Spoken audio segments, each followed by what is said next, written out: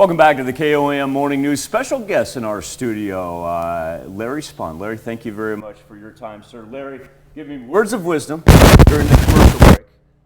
Words to live by, words that I greatly appreciate. Larry's here representing the Heart of the Heartlands Railroad Club because coming up here, starts in just a matter of days, we have an organized group called the Big Kansas Road Trip, and we're going to find out more about that here later this week. But Larry, as far as the Heart of the Heartlands goes, when I was talking to the organizers of the Big Kansas Road Trip that runs from May 5th to the 8th, they talked about the different aspects of Cherokee, Bourbon, and Crawford County and what you can find there.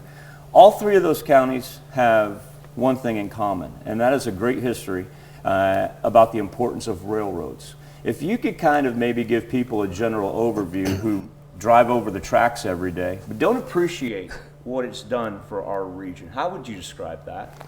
Well, the railroads built this area in the entire United States, in 1870 when they completed the Continental Railroad and things started branching off, the country started growing, and it's still growing. I mean, there's a lot of railroads in this part of the country.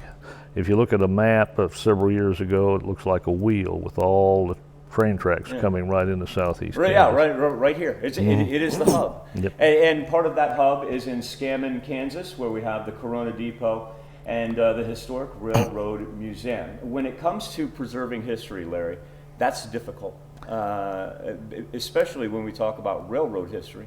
Railroad cars, railroad machinery in general, is large. Yes. It's not just an artifact that you can throw under a piece of glass and put in a museum. How has Heart of the Heartlands dedicated itself as an organization to making sure that we're able to view this equipment and still treasure what it means to our region? Well, that's a lot of questions. I've got a lot of answers. I'm here for them. We've got a lot of real nice things to look at, and they're difficult to maintain and they're hard to move, like the 1023 locomotive that the city of Pittsburgh donated to us, and we restored it, and it's on display at the Carona Depot. But we have a lot of stuff, rolling stock. We've got several engines. We got a 1932 Plymouth, one of the first 5 that was ordered for the Missouri Pacific. We've got the first locomotive that Watco, the local railroad, that they have. It's on display out there. And there's a lot of railroading history. I mean, the Kansas City Southern, the Katy, the Frisco. There's so much that you can say. The railroads, they brought the immigrants into this area to mine the coal and the lead and zinc ore, and they took it back out as finished products and distributed them around the United States. And we still depend on railroads, but the railroads now, they're looking at, unit trains, 200 cars of coal or wheat or whatever, and the short lines is going away, the ones that used to serve all the small towns. Sure. But Watco, which is right here in Pittsburgh, they, Dick Webb, he saw the need, and he was a real neat individual. As far as your involvement with Heart of the Heartlands, why did you become a part of this organization, Heart of the Heartlands Railroad? What drove you? Why do you get enjoyment out of this, and why do you see the importance? Well, number one, our son, John David, he was really into railroads. Myself, I got my first electric train and went around the Christmas tree. It's a long time ago, but I don't know, everybody you talk to that visits our museum has a relative somewhere in their family, be it a grandfather, great-grandfather, uncle, that worked for the railroad, section hand, train service. The Kansas City Southern shops had 1,000 people working in Pittsburgh at one time.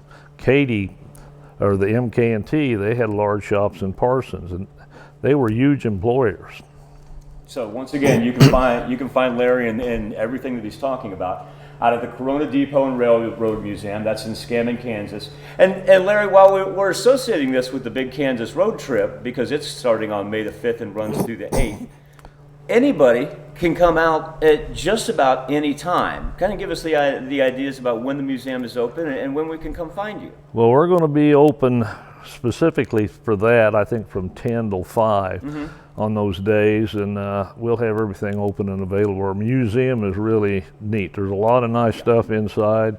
We've had a large collection donated recently to our museum. Yeah, people are beginning to take us seriously, and we plan on being around for a while. So they're starting to get the stuff that's in the closet and grandpa's pocket stuff like that. They're bringing them out, and we're preserving them. So if anybody's interested, if they're watching this and they say, wow, I have a passion for this, but maybe I didn't know Heart of the Heartlands Railroad Club existed. How do we get a hold of you to become a part of it?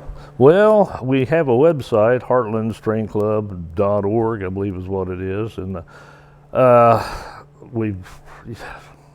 that would give you some phone numbers, people to call, my number, other people's there that give you the information you need, or come out and see us. I was just about to say, even better, maybe just stop by the museum. That'd be the best way. Larry, I tell you what, we got to go to break, but can I con you into sticking around and maybe telling me about the new donation and the new exhibit here? I'd be fine. I'd be happy to. Okay, we're going to bring Larry Spahn of the Heart of the Heartlands Railroad Club back and the Carona Depot and Railway Museum here in a little bit later, and we'll talk about that new collection and also kind of take a deeper dive into what railroads not only mean to the 4 states, we conquered that, but where we see them going throughout the United States. Larry, thank you very much. I'll see you back here in a little bit. I'll be here. We'll be back with more KOM Morning News right after this.